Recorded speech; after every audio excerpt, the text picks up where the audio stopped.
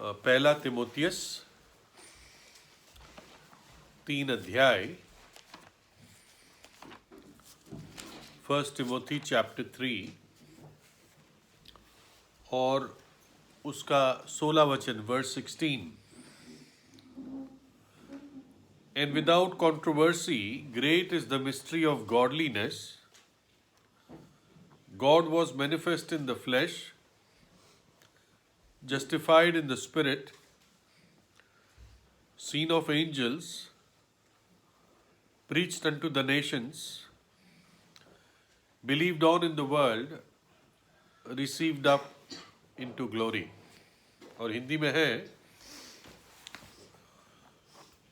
और इसमें संदेह नहीं कि भक्ति का भेद बड़ा गंभीर है,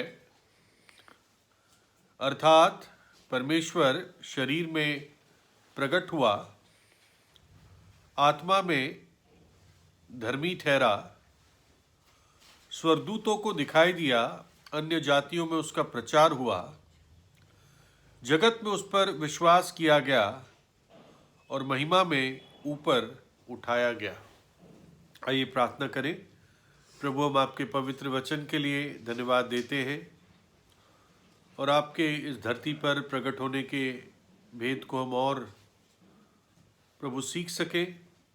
हमारी सहायता कीजिए, वचन पर आशीष दें, पवित्र आत्मा हमारे शिक्षक हो। प्रभु यीशु के लहू में मुझे शुद्ध और पवित्र करें और इस समय पर आशीष दे। धन्यवाद देते हैं। प्रार्थना प्रभु यीशु के नाम से मांगते हैं, सुने और ग्रहण कीजिए। आमीन। तो पहले मैं सोच रहा था कि भजन 90 से कुछ आज शेयर करूं, लेकिन फिर मैंने सोचा कि मतलब यही बोझ मिला कि प्रभु के पहले आगमन के बारे में, कि प्रभु जो इस धरती पर आया उसके बारे में बात की जाए, है ना। जैसे कल 25 दिसंबर लोगों ने क्रिसमस का नाम दिया है,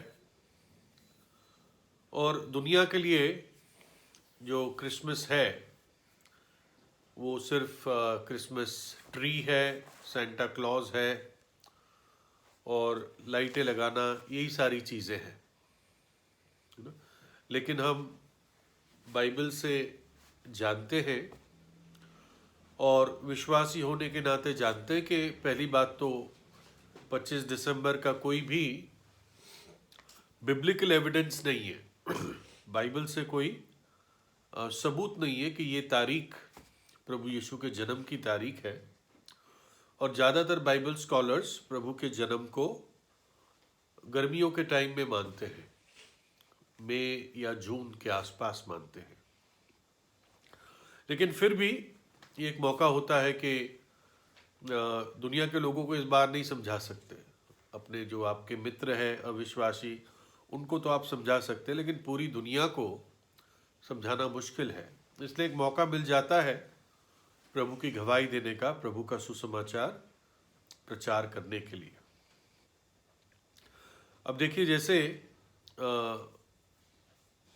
कल कुछ न्यूज़ चल रही थी ऐसे कि आगरा में कुछ लोग जो विरोध करते हैं, प्रभु यीशु का विरोध करते हैं और मसीह विश्वास का विरोध करते हैं, उन्होंने सेंटा क्लॉज का पुतला फूका। मतलब मैं सोचता हूँ अकल भी देखो कैसी है लोगों की, मतलब घुटनों में अकल है। सेंटा क्लॉज का पुतला फूका और चिल्ला रहे थे, गो बैक सेंटा क्लॉज। कोई बात है? आया कहाँ से था वो कि वो गो बैक जाए, है ना। लेकिन मैं सोचता हूँ कि जो प्रभु का इस धरती पर आना, उसका जन्म लेना, उसके बारे में थोड़ी देर आज मनन करते हैं। सबसे पहली चीज जो हमने पढ़ी पहला तिमोथियस 3:16 में, इसमें संदेह नहीं कि भक्ति का भेद गंभीर है। यानी परमेश्वर को जानना ये एक भेद है। परमेश्वर स्वयं, उसका ज्ञान, उसका एग्जिस्टेंस एक बहुत बड़ा भेद है, मिस्ट्री है। ये हम समझ ही नहीं सकते। लेकिन क्योंकि ईश्वर शरीर में प्रकट हुआ, तो अब हम कुछ हद तक या थोड़ा उसको समझ पाते हैं। उसके बारे में, उसका हृदय कैसा है, उसके विचार कैसे हैं, हमारे प्रति वो क्या सोचता है, ये बातें हमें इसलिए अब थोड़ी समझ में आती है क्योंकि वो परमेश्वर शरीर में प्रकट हुआ, जो हमारा प्रभु यीशु मसीह है। यशाया 9:6 की जो प्रतिज्ञा है, माफ करना, भविष्यवाणी है, जो करीब 700 साल प्रभु यीशु मसीह के आने से पहले कही गई थी। क्योंकि हमारे लिए एक बालक उत्पन्न हुआ, हमें एक पुत्र दिया गया, और प्रभुता उसके कांधे पर होगी, और उसका नाम अद्भुत, युक्ति करने वाला, पराक्रमी परमेश्वर, अनंत काल का पिता और शांति का राजकुमार रखा जाएगा।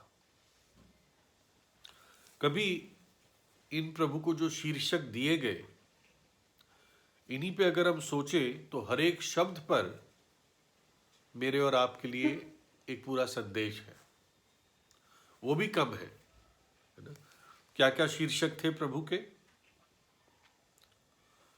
वो अद्भुत है, युक्ति करने वाला, सर्वशक्तिमान परमेश्वर, पराक्रमी नहीं, सर्वशक्तिमान, द माइटी गॉड। फिर अनंत काल का पिता और शांति का राजकुमार। अनंत काल का पिता क्यों कहा गया उसको, है ना? ऐसा नहीं था। देखो, हमें मालूम है कि पिता और पुत्र जबकि दोनों एक है, लेकिन फिर भी वो दो व्यक्ति हैं। गॉड हेड में, परमेश्वर में पिता, पुत्र, पवित्र आत्मा है। तो पुत्र को पिता नहीं कह सकते। पुत्र और पिता एक है, दोनों इक्वल है, दोनों का स्तर एक है। तो यहां पर पुत्र को पिता नहीं कहा गया है, यहां पर यह कहा गया है कि पुत्र अनंत काल का भी पिता है। यानी प्रभु यीशु मसीह के सामने अनंत काल भी बच्चे जैसा है। जैसे कहते हैं ना हम लोग आम भाषा में, अरे ये तो बच्चा है, या ये गणित या ये साइंस बच्चे जैसा है, इसको तो मैं कर लूंगा, कोई स्टूडेंट, अच्छा स्टूडेंट कहता है। तो अनंत काल प्रभु यीशु मसीह के सामने क्या है? बच्चे जैसा है। जो भजन 90 में पहले शेयर करने की सोच रहा था, उसके कुछ वर्सेस आपको बताता हूं। भजन 90 और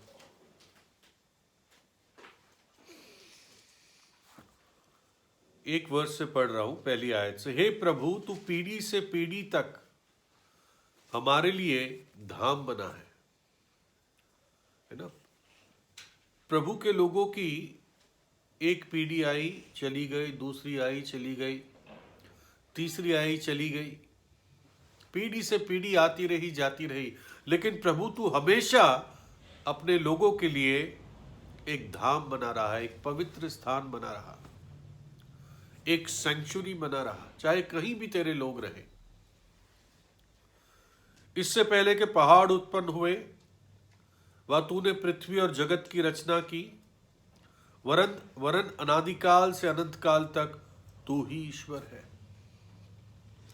तू मनुष्य को लौटा कर चूर करता है और कहता है कि हे आदमियों, लौट आओ, क्योंकि 1000 वर्ष तेरी दृष्टि में ऐसे है जैसे कल का दिन जो बीत गया, या रात का एक पहर।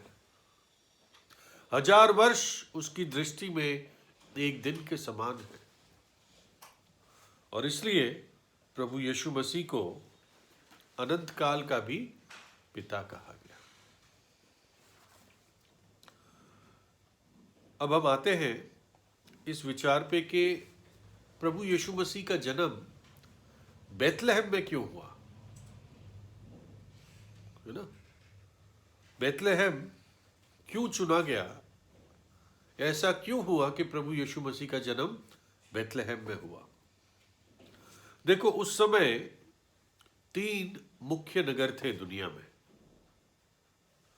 पहला तो यरूशलेम था, मतलब हमारी स्टडी में कह रहा हूं, ये नहीं कह रहा हूं कि सब दुनिया वाले यरूशलेम को पहला मानते थे, लेकिन हमारे दृष्टिकोण से यरूशलेम पहला नगर था जो सबसे धार्मिक नगर था, है ना। आज भी यरूशलेम यहूदियों के लिए बहुत इंपॉर्टेंट है। जब डोनाल्ड ट्रंप ने अमेरिकन एम्बेसी जेरूसलम में शिफ्ट कर दी थी तेल अवीव से, तो यहूदी बहुत खुश थे उससे। तो यरूशलेम था जो सबसे धार्मिक नगर माना जाता था। दूसरा एथेंस था यूनान का, जो सबसे बुद्धिमान यानी इंटेलेक्चुअल लोगों का नगर माना जाता था। सारे दार्शनिक और बहुत डीप सोचने वाले एथेंस के माने जाते हैं।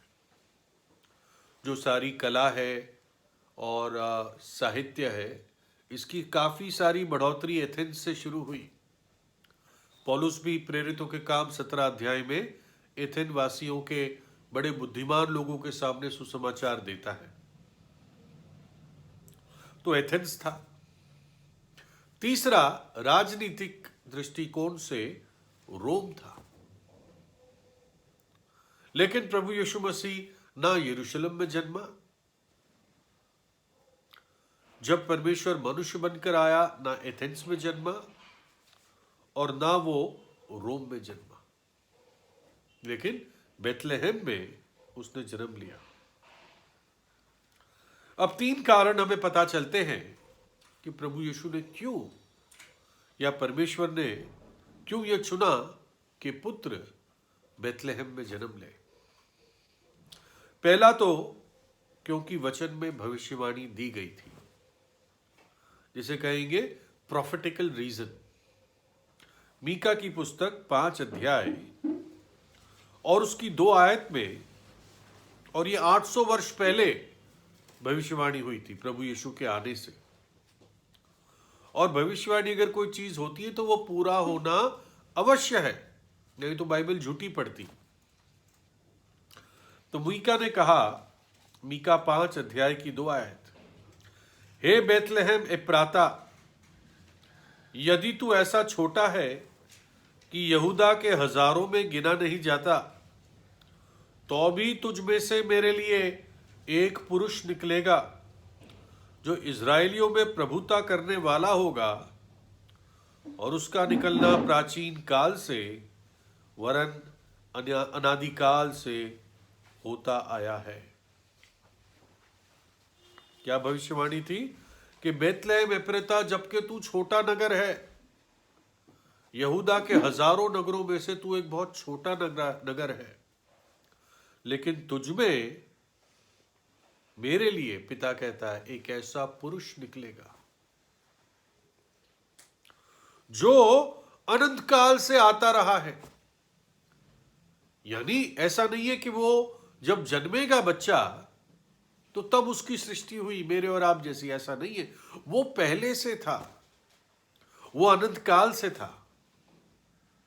इसलिए यशायाह 9:6 ये 2 शब्द बोलता है, हमारे लिए एक बालक उत्पन्न हुआ और हमें एक पुत्र दिया गया।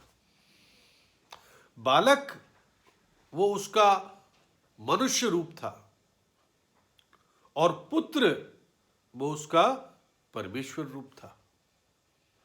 इसलिए इंग्लिश में आसानी से कह सकते हैं, जैसे बताते हैं, he was the God man. वो परमेश्वर था और मनुष्य था, है ना। तो बेथलेहम के लिए भविष्यवाणी थी कि एक पुरुष तेरे तुझ में से उत्पन्न होगा जो अनंत काल से होता आया है, यानी एग्जिस्ट करता आया है, मौजूद था अनंत काल से। तो इसलिए यह भविष्यवाणी पूरी होनी थी, इसलिए प्रभु यीशु मसीह बेथलेहम में जन्मा, ताकि पवित्र शास्त्र की बात पूरी हो। दूसरा कारण, जो सिंबॉलिक रीजन है, जो चिन्ह या उसके नाम के अर्थ को पूरा करने के लिए। बेथलेहम का अर्थ है रोटी का घर।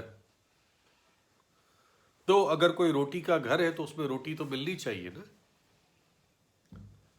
है ना। आपको याद होगा जब बेथलेहम में एक बार अकाल पड़ा तो क्या हुआ था, नोमी और उसका परिवार छोड़ के चले गए थे। रोटी के घर में ही अकाल पड़ गया था, ठीक है ना।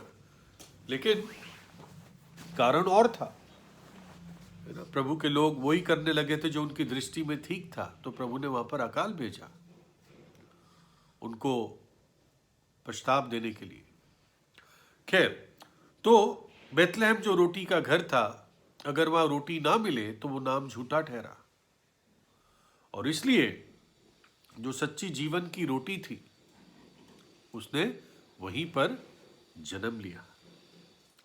यूहन्ना 6 अध्याय 35 आयत, यीशु ने उनसे कहा, जीवन की रोटी मैं हूं, जो मेरे पास आएगा वो कभी भूखा ना होगा, और जो मुझ पर विश्वास करेगा वो कभी प्यासा ना होगा। तो जीवन की रोटी इसलिए बेथलेहम में आई, है ना। उसी 6 अध्याय के 48 में प्रभु कहता है, जीवन की रोटी मैं हूं। तीसरा कारण वो था ऐतिहासिक कारण, या कह सकते हैं कि एक परछाई बेथलेहम की, कि बेथलेहम में ऐसा एक जन उत्पन्न होगा, उसकी परछाई हम पुराने नियम में देखते हैं,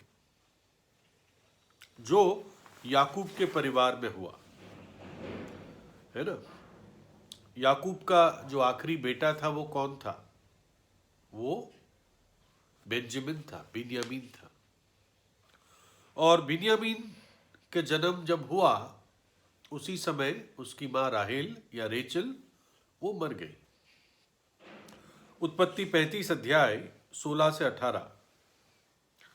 फिर उन्होंने बेतल से कूच किया और एप्राता, यही बेथलेहम एप्राता, और एप्राता थोड़ी ही दूर रह गया था कि राहेल को बच्चा जनने की बड़ी पीड़ा आने लगी, और उसको बड़ी बड़ी पीड़ा उठती थी। तब धाई ने उसे कहा, मत डर, अब की भी तेरा बेटा ही होगा। तब ऐसा हुआ कि वो मर गई, और प्राण निकलते उसने उस बेटे का नाम बेनोनी रखा, पर उसके पिता ने उसका नाम बिन्यामीन रखा। तो एक ही जो बेटा था, यानी एक ही इस लड़के के दो नाम रखे गए। मां ने मरते मरते उसका नाम बेनोनी रखा। बेनोनी मतलब सन ऑफ माई सॉरो, दुख का बेटा, है ना। दुख के समय ये बेटा मिला। बाप ने उसका नाम रखा बिन्यामीन, यानी दाहिने हाथ का बेटा, the son of my right hand. और आप देखो, ये दोनों बात क्या प्रभु यीशु मसीह में पूरी नहीं हुई? यशाया क्या कहता है कि वो एक दुखों का पुरुष था। हिंदी में तो सब लिखा है दुखी पुरुष, दुखी तो मैं और आप भी हो जाते हैं, लेकिन वो दुखों का पुरुष था, मैन ऑफ सॉरोज। किसी ने गीत लिखा है, man of sorrows what a name, दुखों का पुरुष, ये कैसा नाम है। यशाया 53:3 में, वह तुच्छ जाना गया और मनुष्य का त्यागा हुआ, वह दुखी पुरुष हुआ, था नहीं, वह दुखी पुरुष हुआ, या वह दुखों का पुरुष हुआ। रोग से उसकी जान पहचान थी, यानी एक्चुअली रोग नहीं है, वो ग्रीफ है, दर्द है, दुख है, उससे उसकी जान पहचान थी, और लोग उससे मुंह फेर लेते थे। वह तुच्छ जाना गया और हमने उसका मूल्य ना जाना। और तो यहां पर हम उसको दुखों का पुरुष देखते हैं, दुख का बेटा। और जब स्तिफनुस को पथराव किया जा रहा था और उसने आंखें उठाकर स्वर्ग की ओर देखा, तो उसने क्या देखा? प्रेरितों 7:55, परंतु उसने पवित्र आत्मा से परिपूर्ण होकर स्वर्ग की ओर देखा और परमेश्वर की महिमा को और यीशु को परमेश्वर की दाहिनी ओर खड़ा देखा, है ना, परमेश्वर पिता के दाहिनी ओर, मेरे दाहिने हाथ का पुत्र, यानी सबसे मुख्य स्थान पर प्रभु यीशु मसीह है, परमेश्वर का पुत्र है आज, है ना। हम देखते हैं ये कुछ कारण थे कि क्यों प्रभु यीशु मसीह बेथलेहम में जन्म लिया। ठीक है? और हम देखते हैं कि बेथलेहम में एक और व्यक्ति जन्मा था। ठीक है, वो प्रभु यीशु से ज्यादा महत्वपूर्ण नहीं था, लेकिन प्रभु का एक बहुत प्यारा व्यक्ति था। वो कौन था? दाऊद, है ना। और प्रभु यीशु मसीह के लिए भविष्यवाणी थी कि वो दाऊद के वंश में ही पैदा होगा। हम पढ़ते हैं 1 शमूएल 16:1 में, यहोवा ने शमूएल से कहा, मैंने शाऊल को इजराइल पर राज्य करने के लिए तुझ जाना है। तू कब तक उस विषय में विलाप करता रहेगा? अपने सींग में तेल भर के चल, मैं तुझको बेथलेहम निवासी यशे के पास भेजता हूं, क्योंकि उसके एक पुत्र को मैंने चुन लिया है। तो दाऊद कहां का रहने वाला था? बेथलेहम का रहने वाला था। मत्ती 1:1 में लिखा है, इब्राहिम की संतान, दाऊद की संतान, यीशु मसीह की वंशावली। प्रभु यीशु को क्या कहा जाता था? दाऊद की संतान, है ना। लोग पुकारते थे, हे दाऊद की संतान, हम पर दया कर या मुझ पर दया कर, है ना। हम सुसमाचार में पढ़ते हैं। और लूका 2:4 में, यूसुफ भी इसलिए कि वे दाऊद के घराने और वंश का था, गलील के नासरत नगर में से यहूदिया में दाऊद के नगर बेथलेहम को गया। यूसुफ जो कहने के लिए प्रभु यीशु के का पृथ्वी का पिता था, वो वहां रहता नहीं था, लेकिन वो बेथलेहम गया, है ना। अब जब प्रभु यीशु बेथलेहम में रहता नहीं था, रादर माफ करे, जब यूसुफ ना मरियम बेथलेहम में रहते थे, तो कैसे उस समय मरियम बेथलेहम गई कि प्रभु यीशु का जन्म बेथलेहम में हो? ये कैसे पॉसिबल हुआ? अगर आप देखते हैं, चेक करते हैं गूगल से भी, तो जहां मरियम रहती थी और जहां बेथलेहम है, ये करीब 157 किलोमीटर की दूरी है। आज के दिन अगर आप गाड़ी से जाते हैं, तो उन दिनों जब सड़कें ऐसी नहीं थी जो आज होती है, वो कितनी दूर जगह होगी और कितनी मुश्किल यात्रा होगी।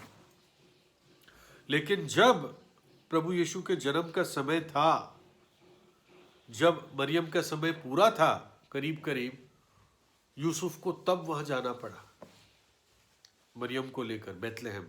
क्या उसको मालूम था कि बेथलेहम में ही जन्म लेना है परमेश्वर के पुत्र को? मैं नहीं सोचता हूं उसको मालूम था, लेकिन परमेश्वर इस पूरी योजना के पीछे, इस पूरी बात के पीछे परमेश्वर की योजना थी। और ये कैसे हुआ? प्रभु ने, जो कैसर था वहां का, उस समय का, रोम का, और क्योंकि इजराइल रोम की सल्तनत के अधीन था, तो कैसर ने इस बात की आज्ञा दी, प्रभु ने उसके मन में डाली कि सारी जो रोमी दुनिया है, जहां जहां रोम का राज्य है, सबकी जनगणना गिनती की जाए। और यानी जो जो जहां के मूल निवासी थे, जहां पर उनके वंश थे, माफ करना, उनके पूर्वज थे, उनको वहां आकर जनगणना, सेंसस कराना था। और इसलिए यूसुफ को भी एक प्रकार से दौड़े दौड़े मरियम को लेकर बैतलहम आना पड़ा नासरत से। नासरत नॉर्थ की तरफ है, बैतलहम साउथ की तरफ है, और करीब 157 किलोमीटर है। और फिर और साउथ जाते हैं और मुड़ जाते हैं तो मिस्र आ जाता है। और इसलिए अगर आप देखोगे, जब प्रभु पे खतरा था तो क्या हुआ, वो और साउथ चले गए और मिस्र में चले गए। प्रभु के दूत ने इस प्रकार से आज्ञा दी थी यूसुफ को। लेकिन जो बात मैं बता रहा हूं कि ये जनगणना के कारण, रजिस्ट्रेशन जो होना था, इसके कारण यूसुफ को आना ही पड़ा। यूसुफ सोचता नहीं नहीं, मैं अभी नहीं आता, मरियम की डिलीवरी के बाद जाऊंगा। लेकिन डेडलाइन थी। मानो सब आप सबके पास आधार कार्ड है, अगर ये कहा जाए कि भाई दिसंबर 31 तक अपना आधार कार्ड नहीं बनाओगे तो तुम्हारे सारे प्रिविलेजेस चले जाएंगे, तुम इंडिया के नागरिक नहीं माने जाओगे, तुम्हें कुछ नहीं मिलेगा, तुम्हारा बैंक अकाउंट नहीं खुलेगा, और जिनको राशन मिलता है उनको राशन नहीं मिलेगा, तो तुम क्या करोगे? तुम भाग भाग के दिसंबर 31 के पहले आधार कार्ड बनाओगे। तो यूसुफ और मरियम कोई अमीर परिवार से नहीं थे, है ना। तो इसलिए यूसुफ एकदम तेजी से मतलब बिना किसी देरी करे वो बैतलहम पहुंचा।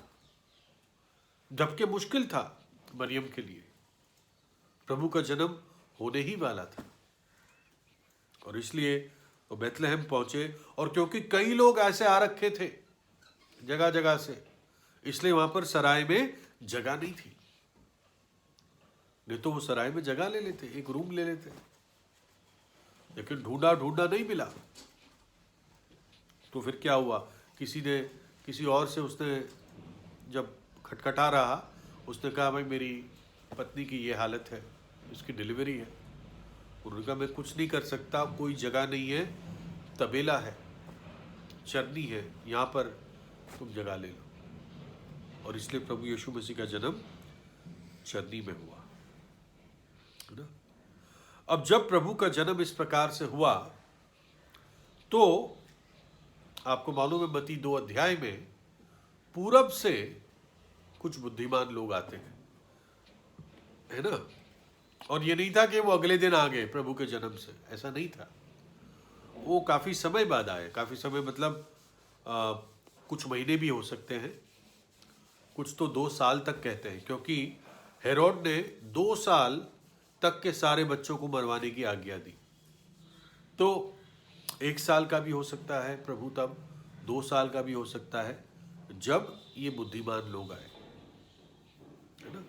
हमें एग्जैक्ट नहीं पता, लेकिन हम पढ़ते हैं मत्ती 2 अध्याय उसकी पहली आयत में पढ़ते हैं, हेरोदेस राजा के दिनों में जब यहूदिया के बैतलहम में यीशु का जन्म हुआ, तो देखो पूरब से कई ज्योतिषी यरूशलेम में आकर पूछने लगे।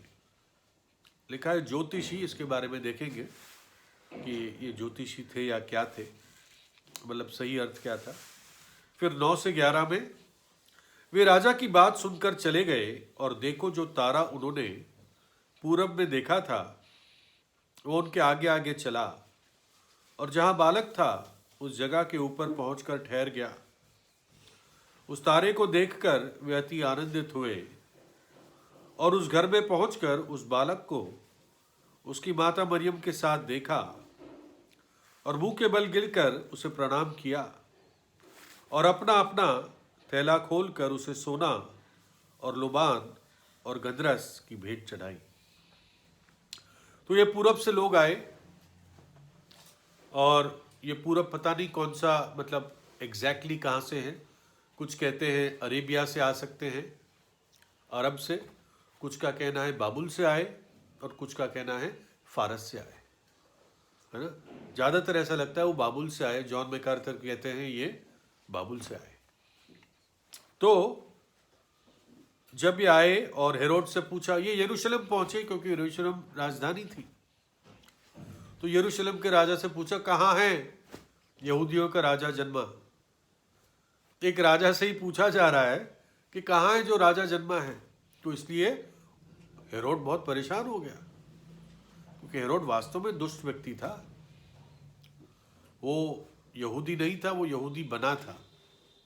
वो एक्चुअली इदोमी था, ईसाऊ के वंश का था, लेकिन राज्य के लिए उसने वो यहूदी बन गया था। और बहुत ही चंट और चालाक आदमी था। और आपको मालूम है कैसे इसने इन पूरब के लोगों को मैनिपुलेट करने की कोशिश की कि तुम जाओ पता करके आओ, मुझे भी बताना। उसके माइंड में यही था कि मैं इस बच्चे को मार दूंगा, है ना। तो खैर प्रभु इन बुद्धिमान लोगों की रक्षा करता है और उनकी अगुवाई करता है, और जहां पर प्रभु था उनको वहां तक पहुंचाता है उस तारे के द्वारा, उस तारे की अगुवाई में।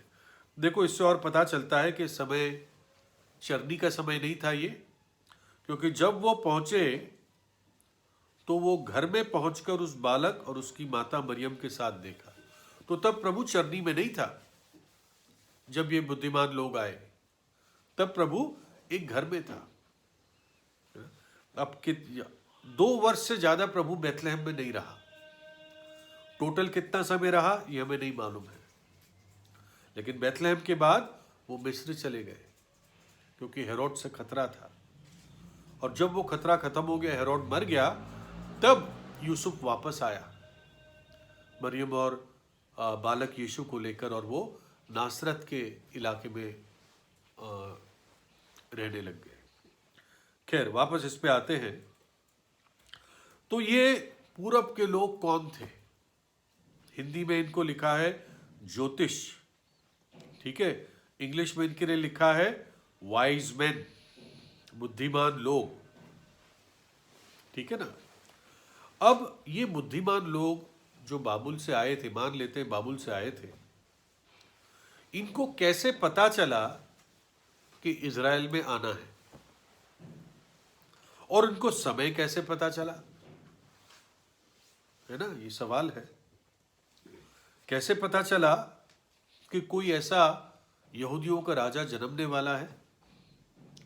जगह कैसे मालूम पड़ी? उनको एग्जैक्ट जगह नहीं मालूम थी, लेकिन देश मालूम था, कहां जाना था मालूम था। और समय कैसे पता चला उनको, है ना। तो इसका हम थोड़ा सा देखते हैं। ये भविष्यवाणी गिनती के पुस्तक में थी। अब सवाल आएगा, ये अन्य जाति बुद्धिमान लोग थे या ज्योतिष थे, तो इनको गिनती की पुस्तक के बारे में कैसे पता चलेगा? हम में से ज्यादातर लोगों को नहीं मालूम है कि गिनती में ऐसी भविष्यवाणी थी। पढ़ो गिनती की पुस्तक 24 अध्याय और 17 आयत।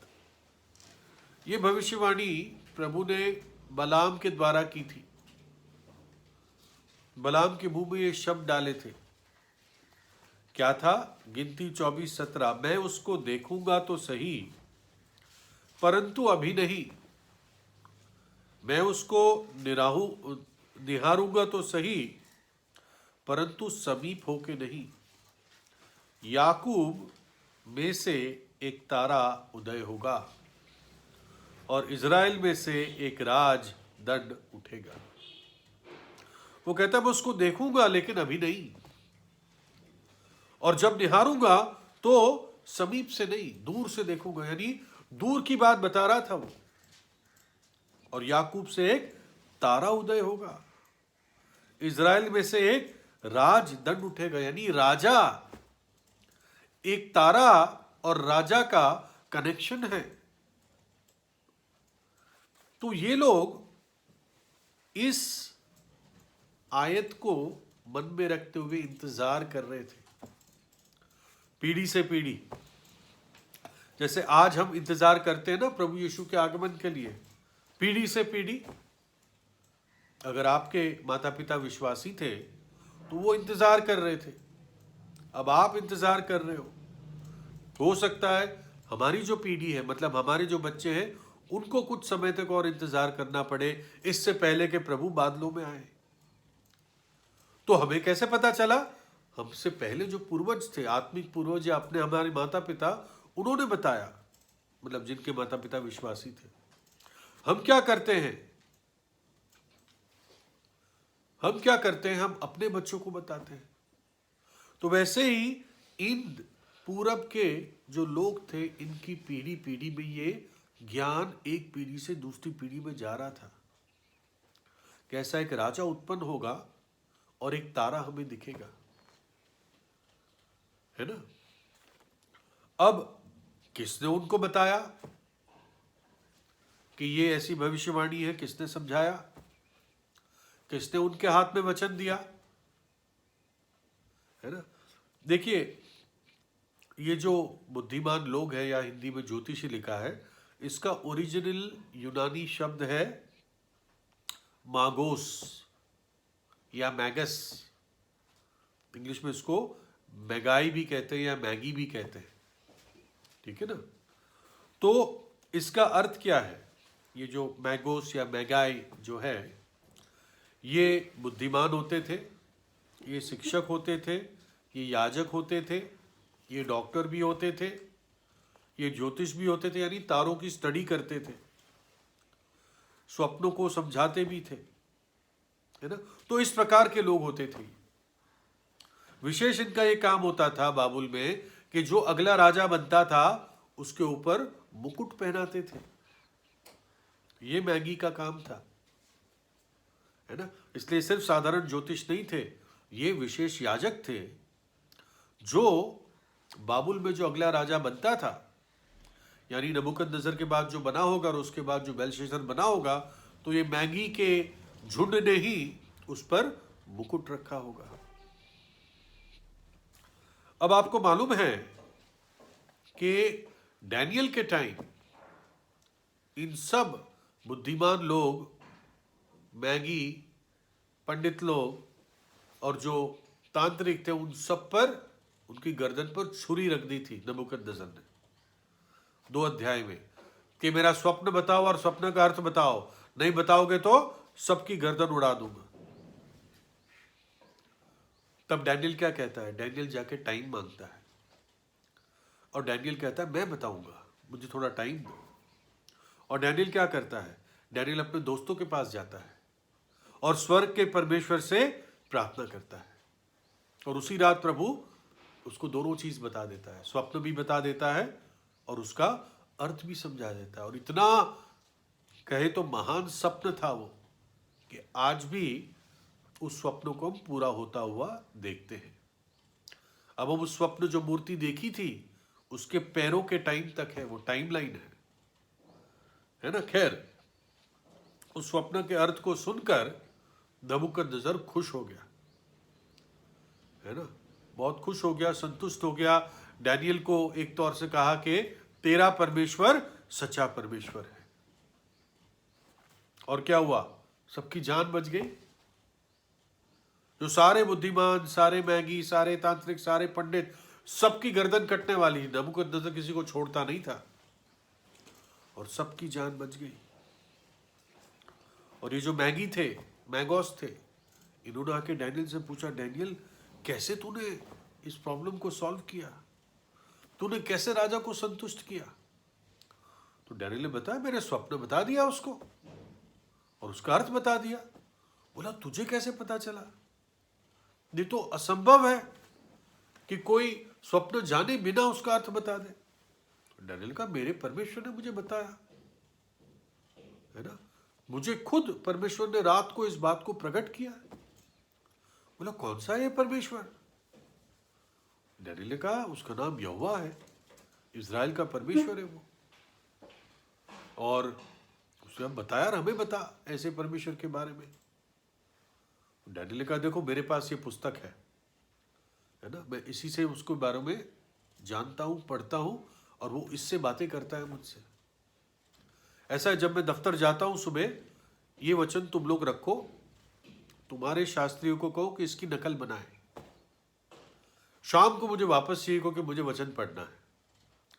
तो आप जितने दिन रखना चाहो रखो, शाम को मुझे दे दिया करो, सुबह ले लिया करो, और इसकी कॉपीज बना लो और इसको पढ़ो, और मुझे क्वेश्चन पूछो, मैं तुम्हें समझाता जाऊंगा।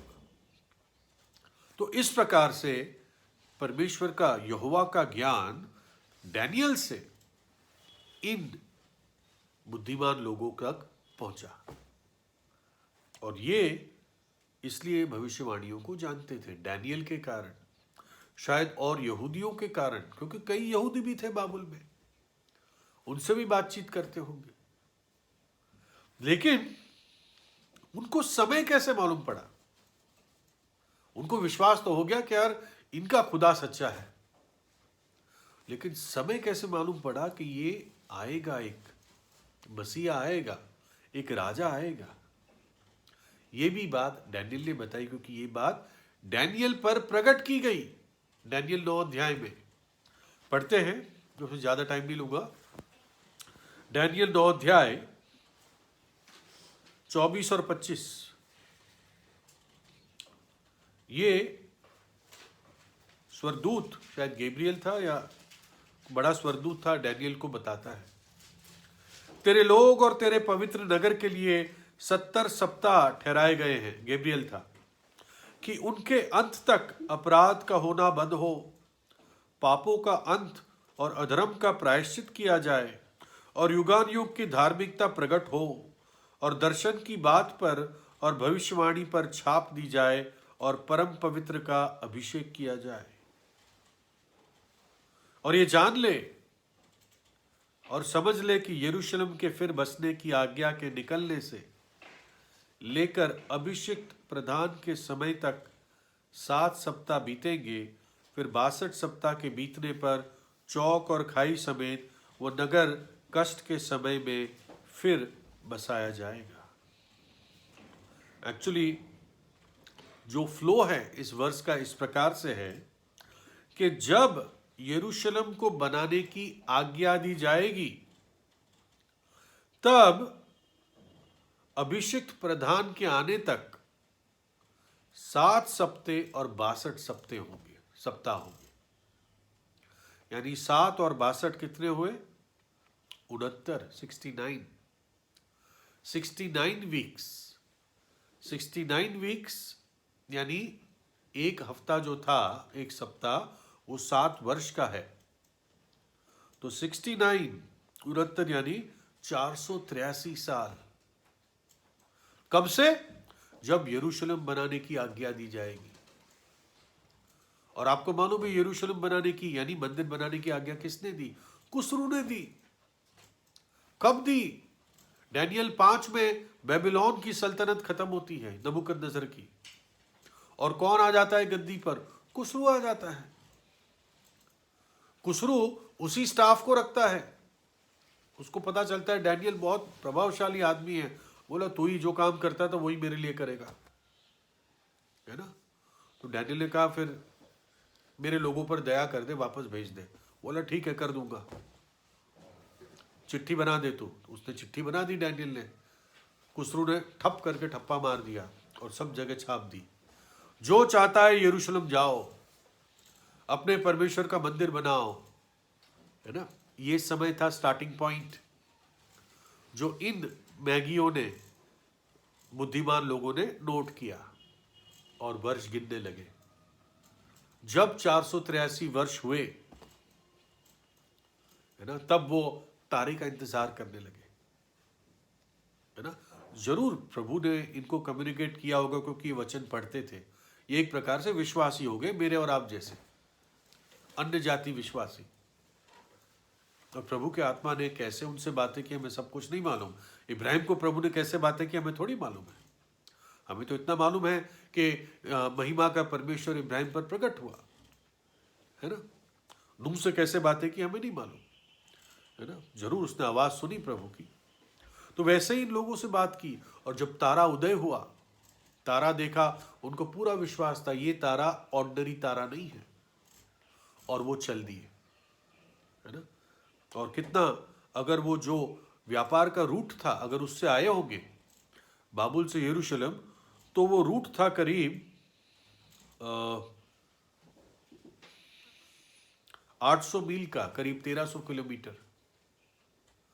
यानी अगर वो रोज 20 मील या 32 या 30 किलोमीटर चलते तो उनको 40 दिन लग जाते, सिर्फ ऊंटों पे चलते चलते, है ना। इसलिए वो गाना है ना, वो चल दिए वो ऊंटों पर। तो 40, 50, 60, 2 महीने भी हो सकते हैं उनको आने में लगे हो। और फिर तारा गायब हो गया, और बाद में जब बेथलेहम की तरफ जाने लगे तो तारा फिर प्रकट हुआ, और तारा जाकर वहीं पर रुका जहां पर यूसुफ, मरियम और प्रभु रह रहे थे, है ना। और आकर उन्होंने प्रभु की आराधना की। ये 3 लोग नहीं थे। क्या 3 लोग आने से पूरा नगर डर जाएगा क्या? लिखा है हेरोद राजा और पूरा यरूशलेम घबरा गया। ये तो लोग कहते 3 लोग थे, ये 3 लोग नहीं थे, करीब करीब ये 3 कारवां होंगे, 3 कैरावैन्स। कुछ का कहना करीब 300 लोगों की पूरा झुंड आया था। क्यों? क्योंकि अब मुकुट पहनाने किसको आए थे? राजाओं के राजा को। इसलिए बुद्धिमान लोग घुटनों पर आ गए उस साधारण से वातावरण में उस बच्चे को देखकर, क्योंकि ये जानते थे ये कौन है ना। सोना, लुबान और गंधरस उसके सामने खोल कर रख दिया।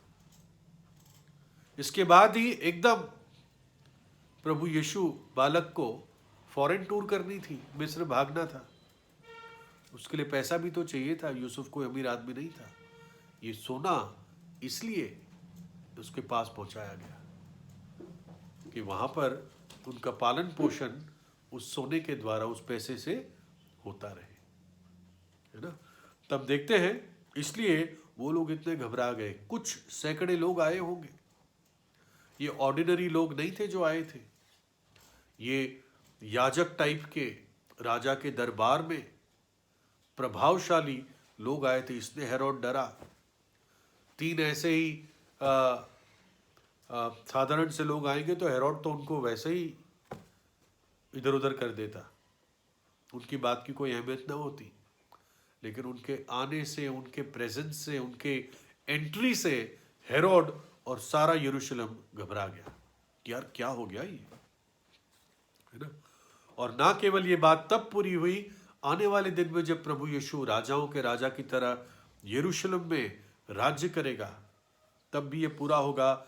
यशाया 60:3, और अन्य जाति तेरे पास प्रकाश के लिए और राजा तेरे आरोहण के प्रताप की ओर आएंगे। तब भी बड़े बड़े लोग, जाति जाति के लोग जो राज्य में प्रवेश करेंगे, वो प्रभु यीशु की आराधना करने के लिए यरूशलेम आएंगे।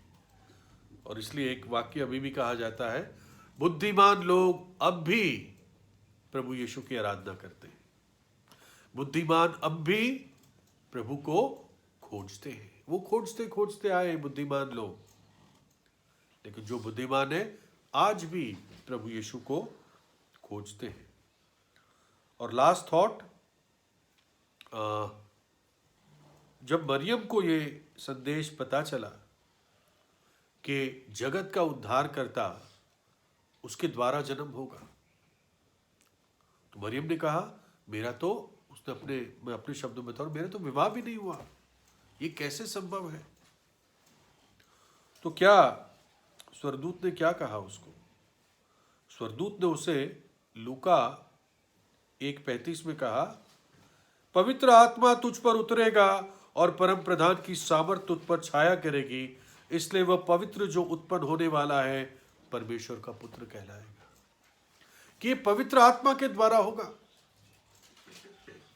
है ना। हमारे विचार उत्पत्ति में जाते हैं 1 अध्याय की 2 आयत में, पृथ्वी बेडौल और सुनसान थी और गहरे जल के ऊपर अंधियारा था, तब परमेश्वर का आत्मा जल के ऊपर मंडलाता था।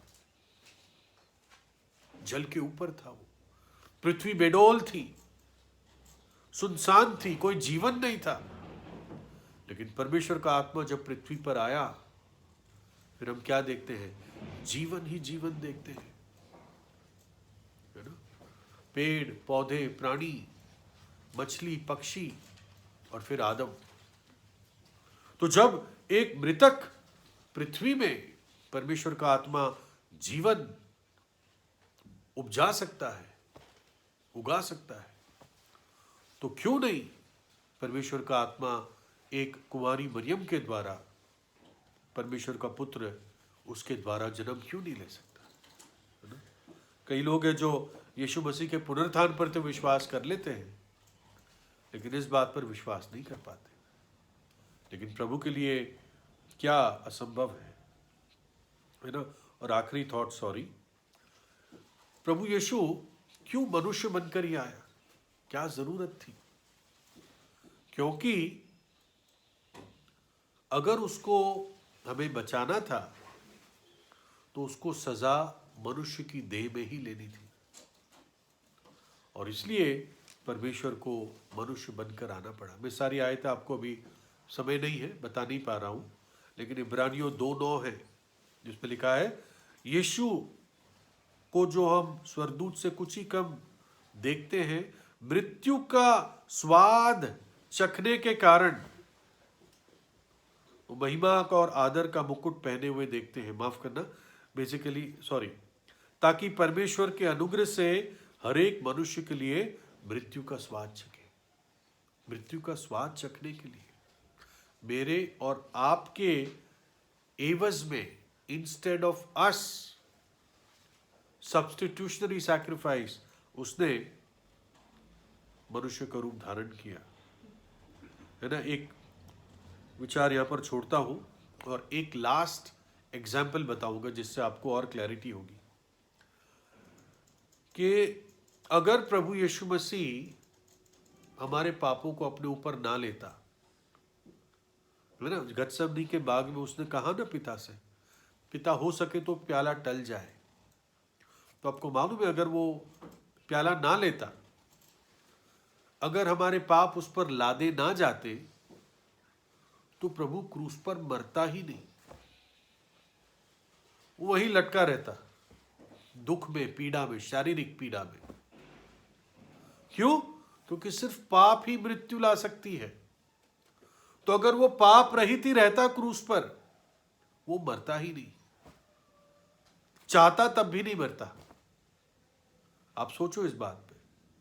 लेकिन जब हमारे पाप उस पर लादे गए, तब वो मर पाया, है ना? तो जरूरी था उसको मनुष्य के रूप में आकर ही हमारे लिए मृत्यु का स्वाद चखना था, है ना? एक विल्मिंगटन इस तरह से उदाहरण देते हैं, बस उसको मैं लास्ट कह के खत्म करता हूं। मानो एक एकदम महंगा और कीमती हीरा है। हीरे में कुछ ऐसा गुण है कि उसके अंदर से ही लाइट निकलती है, ठीक है?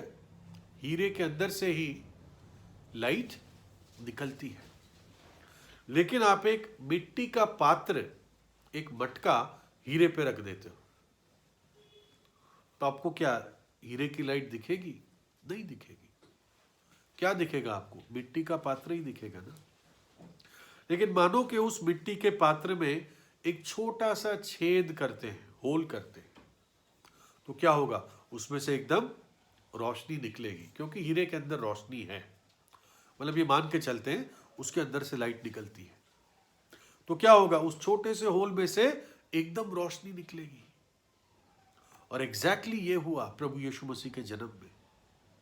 वो जो हीरा था वो उस मिट्टी के बर्तन में प्रकट हुआ, है ना? जो मनुष्य की देह थी, पाप रहित देह थी। लेकिन उस रूपांतर के पहाड़ पर एक छेद किया गया थोड़ी देर के लिए, और उसकी महिमा प्रकट हुई। यूहन्ना और पतरस और याकूब तीनों थे, लेकिन यूहन्ना भी इस बात के बारे में लिखता है, पतरस भी इसके बारे में लिखता है, क्योंकि वो अद्भुत महिमा उन्होंने थोड़ी देर के लिए उस पवित्र पर्वत पर देखी, है ना? तो प्रभु का जो आगमन है वो अद्भुत है। इस पे जितना विचार करें ये हमारे लिए आशीष है, और वास्तव में ये भक्ति का भेद है जो गंभीर था, लेकिन उसके आने के द्वारा ये हमारे लिए समझने में आसान पड़ता है। लेकिन फिर भी ये एक प्रकार से एक ऐसा विषय है और ऐसा सत्य है जो शायद अनंत काल तक हम इस पे मनन करते रहेंगे और प्रभु की इसके लिए आराधना करते रहेंगे। क्योंकि जब प्रभु स्वर्ग में भी हम मिलेंगे तो पुनर्स्थित देह में मनुष्य के रूप में होगा, है ना। ये सबसे सुंदर बात है। तो प्रभु अपने वचन पर आशीष दे, और हम में से कोई भाई प्रार्थना करें।